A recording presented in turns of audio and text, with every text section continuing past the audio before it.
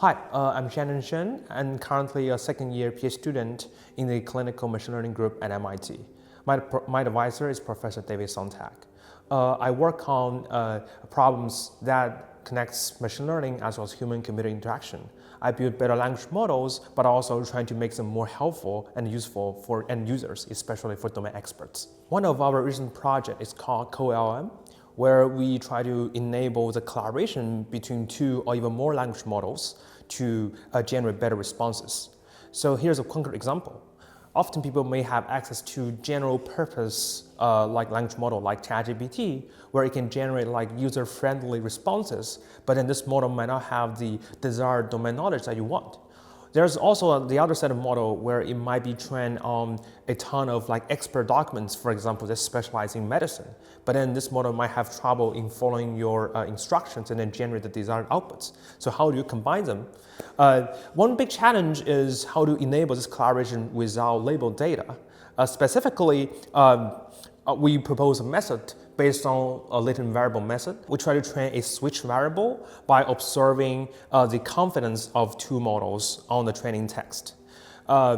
During training time, the switch variable knows which text each model is good at generating, and then during inference time, the model switches between these two models such that it can choose to route to the correct word that has its best text quality. The other kind of challenge or the problem I see is when talking about we want to have some new models for some domain expert tasks, people have spent tons of computational resources in terms of pre-training. Like, I don't know, it's like, I don't know, tens of thousands, even millions of dollars to really train these models on like the domain-specific data to achieve some like accuracy gains. But then for CoLM, our notion is like there will be many experts in the future, right? And then if we just, we see a new task, we just find an expert for that data, and then that's kind of a big waste. So the bigger idea was, imagine we have this way that we can take like any arbitrary two models or even more models, and then we can take the best of each of them and then for the target task to achieve like better results. That's not only like a big computational cost saving, but also like great environmental benefits. We spend like less amount of like energy and then electricity cost for training these models. I'm also very interested in building AIs that can actually enrich or empowers us, or as the others say, it's called like intelligence augmentation. One very shocking fact is the R&D budget we spend on building better AIs is much more significant than the budget we spend on building AIs that can actually help humans. So for example, like OpenAI has spent a ton of money building the model that powers the ChatGPT. But then it's actually a very simple web portal that connects us humans to that powerful model by chat interface.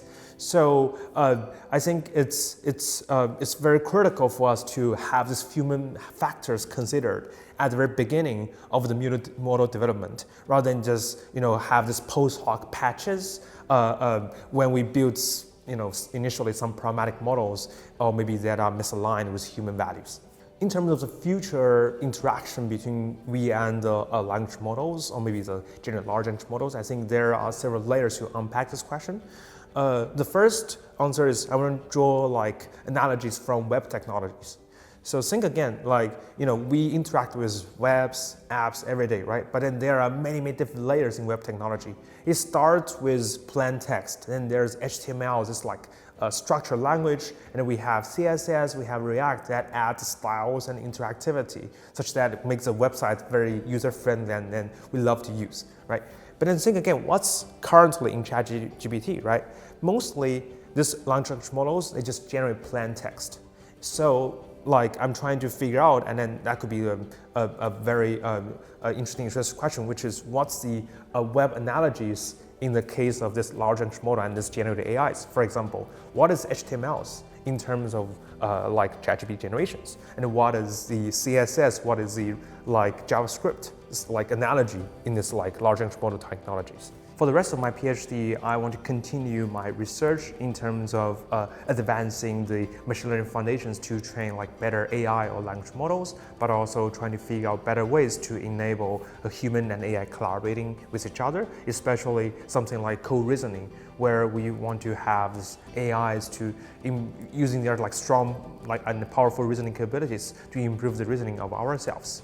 And also, there are many challenging problems of using this current AIs, for example, for human to really verify and then to enable the trustworthiness of the end users of the language models. As for the next step after my graduation, I think I'll continue with my research journey, either in research lab or in the industry.